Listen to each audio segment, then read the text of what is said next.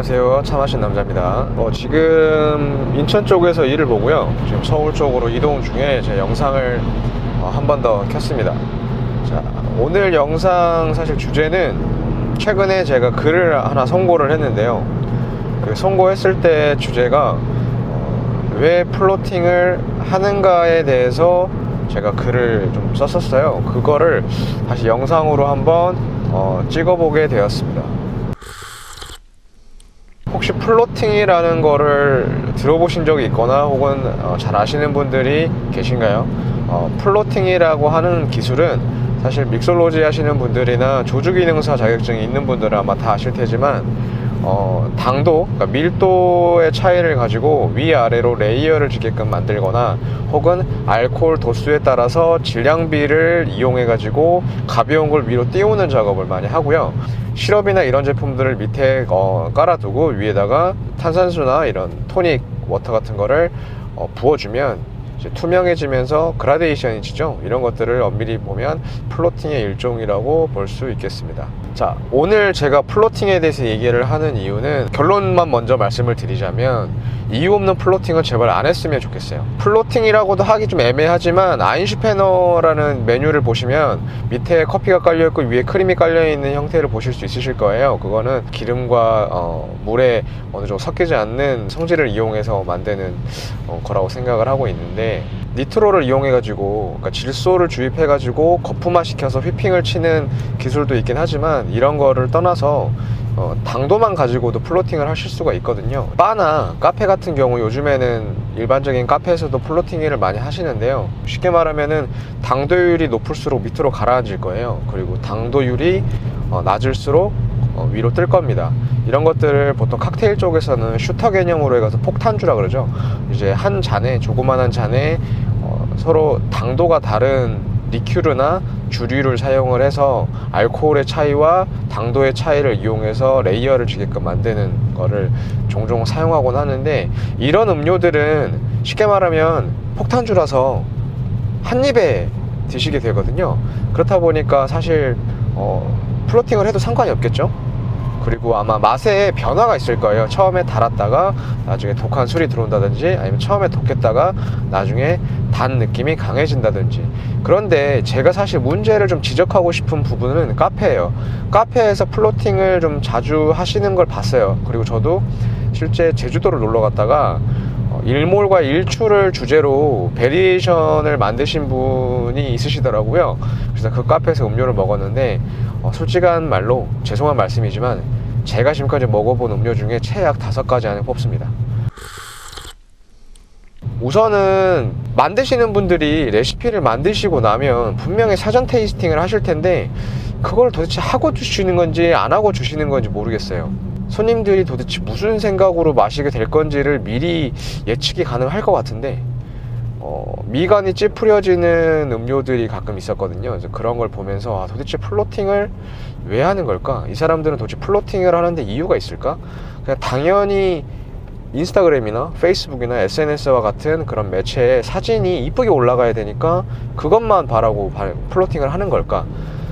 라고 생각이 들더라고요. 그래서 이제 사실 글을 쓸 때도 제발 그러지 마라.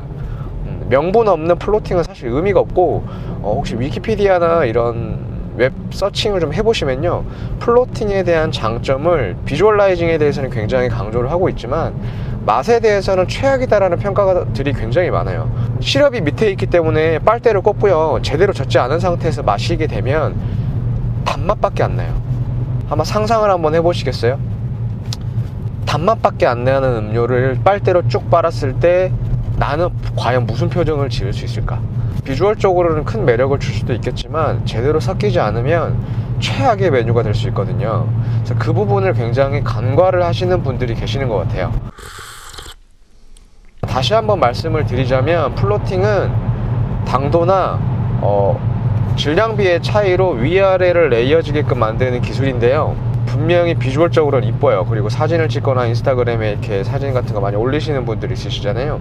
그분들에게는 와 이쁘다 라고 해서 굉장히 매력적인 카페 메뉴가 될 수 있겠지만 제대로 섞이지 않으면 최악의 메뉴가 될 수 있다는 점을 다시 한번 제가 강력하게 말씀을 드리겠습니다.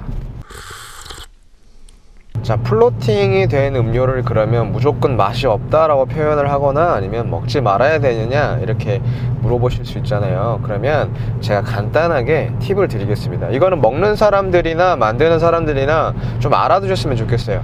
자, 우선은 위아래 층을 졌는데 이걸 잘 섞어서 먹고 싶다 라고 생각이 드시면 카페든 어디든 길다란 티스푼 같은 거를 요구를 하시기 바랍니다. 혹은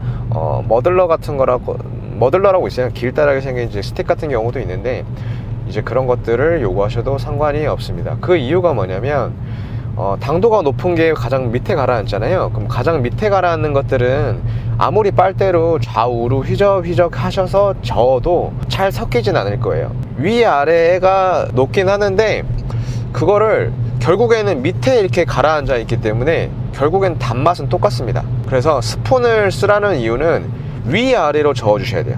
잔을 숟가락을 넣고 스푼을 넣고 위아래로 얼음을 이용해서 혹은 위아래로 저어 주시면 플로팅된 음료를 손쉽게 섞어서 드실 수가 있습니다. 주로 이제 카페 라떼 같은 경우 있잖아요. 그러면 밑에 커피가 있고 위에 거품이 있어서 그냥 거품도 마시고 커피도 마시고 이렇게 플로팅이나 아니면은 이렇게 레이어진 음료를 맛의 변화를 주기 위해서 연출을 하셨다라면 사실 섞을 이유가 없겠죠. 근데 그런 이유가 아니고 단순히 비주얼적으로만 만드셨다면 위아래를 잘 섞어서 드셔야 하고요. 그 섞어 드실 때 스푼을 이용하거나 얼음을 이용을 해서 위아래로 저어 주시면 굉장히 쉽게 섞을 수가 있습니다.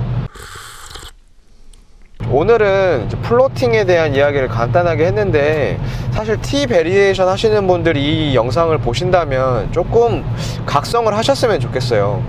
위에다가 꽃도 얹으시고 가니쉬도 하는 거 다 좋아요. 근데 중요한 건 밑에다가 시럽 넣으시고 위에다 탄산수만 부어가지고 음료를 나가게 되면요 휘적휘적 저었을 때 탄산감은 많이 줄거든요. 탄산을 쓰는 이유는 입안에서의 그 청량감을 주기 위한 건데 탄산이 줄어들면 오히려 역효과겠죠. 그리고 사실 잘 섞어서 나가게 되면 맛도 조화롭고 잘 섞여 있을 텐데 왜 굳이 사진을 찍기 위한 용도로만 음료를 그런 식으로 만드시는지 모르겠고요. 저도 음료를 만드는 사람으로서 말씀을 드립니다. 플로팅은 제발 명분을 가지고 이유를 가지고 하세요. 플로팅은 아무 이유 없이 그냥 비주얼로만 이뻐 보이게끔 만들려고 하시는 거는 개인적으로 전문가 입장에서 봤을 때 추천을 드리지 않습니다. 그리고 본인이 전문가라면 왜 해야 되는지 스스로한테 질문을 좀 던져보세요. 플로팅을 저는 개인적으로 썩 좋아하는 편은 아니지만 플로팅을 해야 되는 이유가 있다면 분명히 그 이유를 가지고 할 것 같아요. 맛의 변화라든지 처음에 단맛, 뒤에 쓴맛, 혹은 뒤에 스펙트럼이라든지 이런 것들을 이용을 해서 플로팅을 할 것 같습니다. 물론 제 말이 정답은 아니고요. 제 개인적인 생각이지만 플로팅을 해서 나온 음료들 중에 열의 7, 8은 사진만 찍을 뿐 맛에 대해서는 크게 만족을 못하고 있다는 거를 저는 자주 현장에서 느꼈기 때문에 이번 영상을 찍게 되었습니다. 자, 차를 가지고 음료를 만들고 싶으신 분들이나 그 차를 가지지 않고 다른 기본적인 음료를 만드시더라도 플로팅에 대해서는 조금 더 신중하게 생각을 해보시고 본인의 음료를 좀 더 알차게 그리고 맛있게 만드셨으면 좋겠습니다. 그러면 오늘 하루 잘 보내시고 웃으면서 하루를 마무리하셨으면 좋겠습니다. 다음에 뵙겠습니다.